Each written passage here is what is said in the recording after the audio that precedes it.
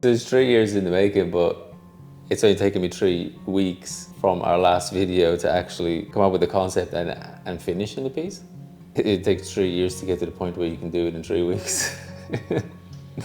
One challenge is the weight, and also coming up with a design that doesn't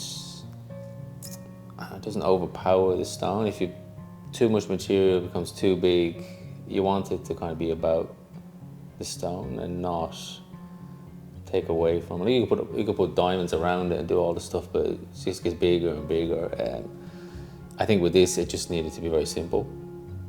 And again, like, that simplicity takes often more time than trying to make something that looks really extravagant. So typically, you would use 4 claws, 6 claws, but what I've done here is I've created 16.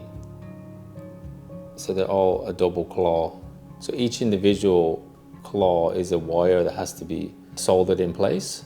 It takes a lot more effort to do it, but the end result it does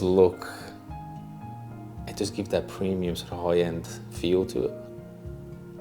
Each one has to be spaced out perfectly. So you have to measure, like, this gap here has to be exactly, and then et cetera, and you have to measure that all the way around the circumference of the stone. Symmetry and balance too, because the way it sits, because it's so heavy, it has to sit straight.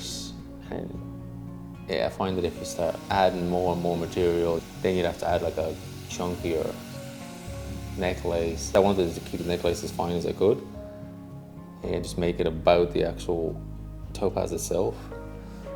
17 carats in weight. It's got great color. When I originally got the stone, it was cut.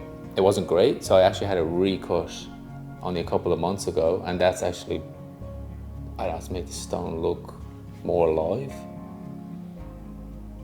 So it catches the light now a lot more than it did before.